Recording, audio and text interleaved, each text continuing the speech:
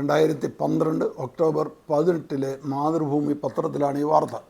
ആദ്യ വാക്യം: പട്രോളിംഗ് ഡ്യൂട്ടിക്കിടെ വാഹനമോഷ്ടാവ് പിടിയിൽ. വാഹനമോഷ്ടാക്കളും പട്രോളിംഗ് ഡ്യൂട്ടി തുടങ്ങിയോ എന്ന് തോന്നിപ്പോകും. അല്ലെങ്കിൽ പട്രോളിംഗ് ഡ്യൂട്ടി നടത്തുന്നവർ വാഹനമോഷണം തുടങ്ങിയോ എന്നും സംശയിക്കാം.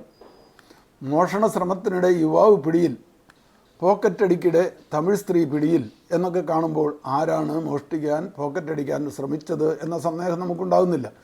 വാഹനം ഓടിക്കുന്നതിനിടെ ഡ്രൈവർ ഹൃദയാഘാതം മൂലം മരിച്ചു എന്ന് കാണുമ്പോൾ മരിച്ചത് ആരാണെന്ന് ചോദിക്കേണ്ടി വരുന്നില്ല. എന്നാൽ പട്രോളിംഗ് ഡ്യൂട്ടിക്കിടെ വാഹനമോഷ്ടാവ് പിടിയിൽ എന്ന് പറയുമ്പോൾ പട്രോളിംഗ് നടത്തിയത് മോഷ്ടാവാണെന്നല്ലേ തോന്നൂ. വാഹനമോഷ്ടാവിനെ പട്രോളിംഗ് പോലീസ് സംഘം പിടികൂടി എന്ന് എഴുതിയാൽ എത്ര നിസ്സാരമാണ്. ഒരു ആശയക്കുഴപ്പവും ഉണ്ടാകുന്നുമില്ല. ഇത്തരം രസകരമായ വാർത്തകൾ ധാരാളമുണ്ട്. അനുദിനമുള്ള നമ്മുടെ റേഡിയോ, TV, പത്രങ്ങൾ, ആഴ്ചപ്പതിപ്പുകൾ എന്നിവയിലെല്ലാം ഭാഷയിലെ മുഴുവൻ തെറ്റുകളും തിരുത്താനൊന്നും നമുക്ക് പറ്റില്ല.